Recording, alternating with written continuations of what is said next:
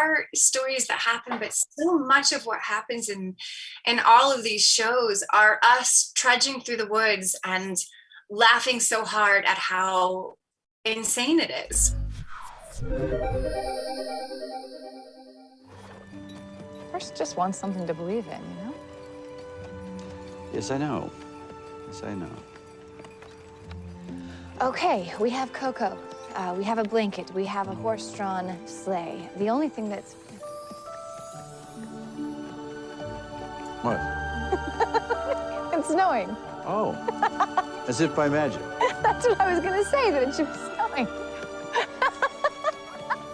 What sticks on my mind from Santa Claus 2 is Tim laughing so hard that I went home at night really with my stomach hurting, like almost like I had done a really strong ab workout.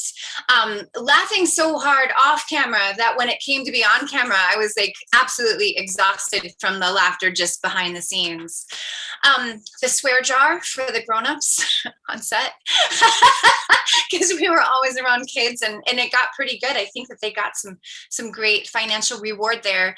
And Michael Lembeck, our amazing director, and his he could do like a, you know how you do the double triple take, he could do like 7 of them and every single one of them landed.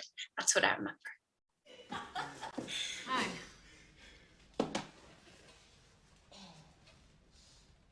I've been calling you for weeks. Hi, Gia. This is my boyfriend, Billy. Hi. I'm wrecked. Do you want to come in? I don't think that's a very good idea. Why not? You are really beautiful. You're a model, aren't you? Why? Do I look stupid? Michael Christopher directed that, and it was, I believe, I could be wrong, but I think it was his first movie. He had done mainly theater before, and you could tell by the way he directed that was his medium, because we got together before, right? And Angelina and I would rehearse our scenes and do that, and I absolutely loved that process with her. I loved her. We got along incredibly well from the moment we met in the audition. And she said something so interesting, which was that I was the only actor who touched her, right? There's a scene where we're supposed to be talking to each other, and I reach over and I put my hand on her knee, and she said that out of everyone they auditioned, I was the only one who reached over and actually touched her. And she said she loved the connection and the bravery for that. So I thought that was such an interesting thing to say, and such an interesting time to play these complicated and really amazing women. So that was a standout for me for those 2 very big reasons. 2 creative, talented, incredible people that I just kind of got to watch with a little bit of awe, you know, as in so happy to be here for this. But yeah, and I loved the character. I thought that she was so gentle and kind and loving, and I loved that. I loved that movie. I'm still really proud of that movie. Why can't you see what you're doing to me? How's your tour? How the usual, you know. Butch called. Did he? He did. It was under control, bud. Butchie, he's getting a little tight in his old age.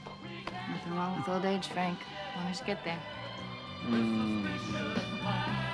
Oh my gosh, Frequency, Jim Caviezel, Dennis Quaid. I had the huge crush on Dennis Quaid, and he was so kind to me.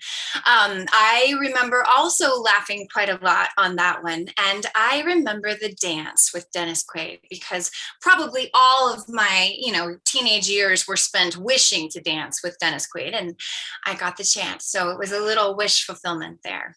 And a long walk and talk with Jim Caviezel where we talked about nutrition and joy. And I remember looking over at him and thinking, oh my gosh, am I just going to always work with the most beautiful men you've ever seen? And the answer is yes. I need to dry my hair. Mm-hmm.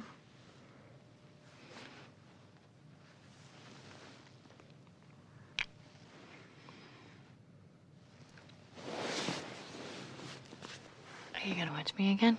Mm-hmm. So ER was such an interesting thing because it happened really last minute. You know, I kind of came on suddenly, let's say. So I think what I remember is showing up in the room and not believing that I was there because I had watched it and loved it. And meeting everybody was so surreal. And they're like, here, have a bag of potato chips and just do your scene while eating a bag of potato chips. Well, you know, they do long walk and talks there. There's not a lot of breaks. You have to know absolutely everything. So I was spouting all of this stuff, eating potato chips, choking on potato chips, looking around thinking, this is my life. And it's the strangest thing I have ever experienced. So that's what I remember from ER. Immediately, I loved and wanted to take care of Laura. She is smart and insightful and empathetic. And that was not a hard situation for me to be in that she is so very lovable. So the thing I guess people don't realize is we did giggle quite a bit, you know, behind the scenes. You know, elevators and shows are never actually elevators. They're people behind doors opening and closing, and they're never right the first time. And we would be doing this very intense, very thinking about it, and the door's like,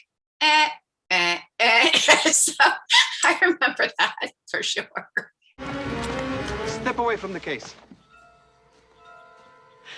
Listen to me, Saeed. Step back. It's full of medical supplies. They're for Claire. Jack knows all about it. Jack ain't here right now, is he? The process of getting role was I had fallen off a ladder probably a week before. I had broken my toe and sprained my wrist. So when I walked into the audition, I was barefoot. I had socks on because I couldn't wear shoes because my foot was swollen, and I had this huge cast on my arm. And I think it probably made me look far tougher than I am. And I can't remember what I said. Where did you get that? I was like, oh, you know, like I fell off a ladder, but I think I tried to make it sound cooler. And I believe the story they ended up saying is, you know, she heard it while she was boxing or something, which I love that that's where their minds went. So I did that first audition with them thinking, I looked around the room, especially at the women I was auditioning with, and I was like, oh my gosh, there's like all of these women would be fantastic at this. Not really sure they want this dorky creature, but I just kept coming back and kept auditioning more and more. And it was only towards the end of the audition process that I was like, wait a minute, this could actually happen. Because things that big, you kind of think, well, let me just enjoy the ride, right? I'm going to enjoy this whole thing. I'm going to get to play this character, even if it's just for a day. And it turned into so much more than that. It's so interesting because I had just had my son when I started Lost. And I always say that that was the saving grace because I think otherwise I would have been so nervous. But instead, I was in that weird kind of dream space when you meet everybody where you're so flippin' tired, you kind of just say what's ever on your mind. You know, I think my words were like, oh, hi. Oh, gosh, you're so pretty here, too. Oh, my gosh, those are cheekbones. Those are great. Oh, look, that's you. Oh, it's so amazing to meet you. Like the dumbest, dorkiest things you can imagine. And everybody was so lovely. And I have great memories of tromping through the woods, of I remember saying to Michael when we were working together, you know, I go, I like to have a little bit of levity, you know, in between takes. And he's like, yeah, I don't. but of course he did. I just remember thinking, okay, I won't then. I'll just be very still and really careful until I realized that although everyone was there to work really hard, it was also one of the more joyful situations I've ever been in as an actor, and that we would all sing. Josh would come up and say, all right, come on, little bird, let's go sing. And Terry would play and we would all sing, and I'd sing a bit of harmony. And up in the mountains and in that world, it was one of the most extraordinary experiences of my life. There are stories that happen, but so much of what happens in all of these shows are us trudging through the woods and laughing so hard at how insane it is, right? Like, insane it is what we do. Some of my favorite moments for Lost are with Evangeline, with the two of us handcuffed together, slipping in the mud, you know, comparing scars. Like, how did you get this? Oh yeah, I got a huge bruise here. Oh my gosh, me too. Like, and I would go home and be like, look at all my bruises. And everyone in my family's like, it's not okay. But the two of us are like, this is cool. We're so cool. So, I mean, that's probably my biggest memories from all of these, is that when you're not on camera, you're sitting in a little group off camera and learning about people's lives and talking about the minutia of the day. And there is something extraordinary about being an actor and getting to be part of that.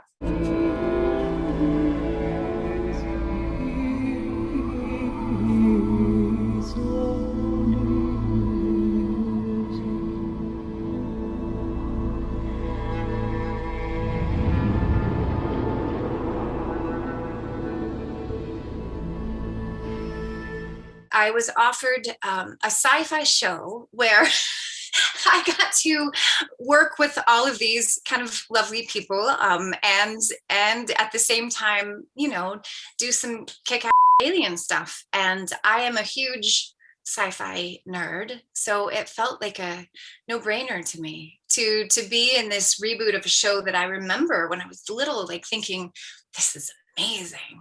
It felt like a gift, and it was really fun to shoot. There was tons of running around with someone with like those little red cameras. Those are the tiny ones that they could run, you know, backwards, and thinking, my gosh, I'm going really fast. How are they running backwards faster than me? Sadly, I don't have a huge online presence, nor have I ever been someone who really reads so much of the good or the bad, right? So what I remember is people coming up to me and saying, I can't believe that. I can't believe it's over, you know, just in person. And of course it feels so good when people wish something would go on that you have helped create, right? Like, I think that there's something that's really satisfying about that, as well as a genuine sadness, because I am also a TV lover, and I can't stand it when my favorite shows are canceled. I'm like, what? No, I was just invested in this. Like, you finally got me. You know, it took a couple episodes. Now I love everybody. And I am like, I really wish that you hadn't done that. There's that horrible feeling like, why should I watch anything if you're just going to end up canceling it? So I do get it. And of course, it's both gratifying and sad at the same time. No, I'm not going. What? I went through too much to save your life. I'm not gonna just let you die. We don't have a choice. No, we do. We stay, we fight, we find a way out. My little sociopath. I really do miss her. Like, I found the moments that she had, you know, stabbing one of her best friends with an ice pick, the Now You Need Me scene, that there were things in there that I probably will never get a chance to do again in my career. The absolute like just how impulsive she was. I loved the actors, Tracy and Billy, and I was so captivated by all of them. We spent so much time together. We cracked each other up. We loved each other. That was a really fun show to do, and one that I genuinely wish we could do again. You know, I wish we could continue from that point, because I think there was still so much left unsaid in that particular one. And I really loved those people, and the work was fun. That character was so fun for me. It was so fun to play this trapped woman who will do absolutely anything, but then also to play with someone with such a hefty intellect. I loved it. She's made it impossible for us to hurt her. We gotta get these things off. There's no need. Soon. You won't want to hurt me. Soon. You will love me. For real. Oh, Ingrid. Oh my gosh, I loved her so much. What a tragic woman. So much fun. The first thing I remember about Ingrid was hearing that I was cast in it. And I was on a road trip with my son, and I got a call about it. And I was like, wait, like kind of like the Frozen characters, or is it the old Ice Queen? Is it the Fable? Is that, what is it? And they're like, well, and I was like, I don't think that there's any role in there that I'm right for. I can't think of what that is, right? I'm too old for all of these people. And they're like, no, you're going to be playing the aunt. And the minute they said that, I was like, okay, I can get my head around that.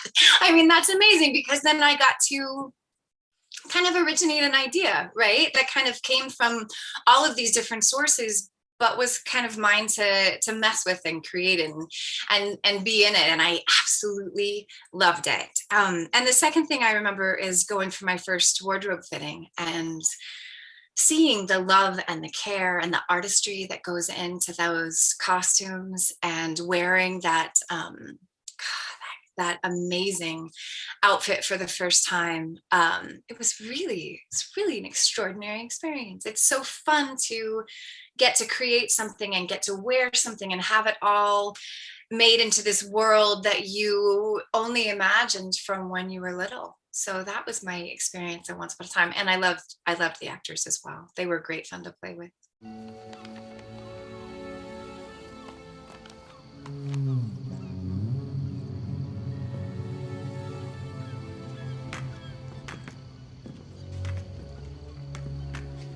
How is he?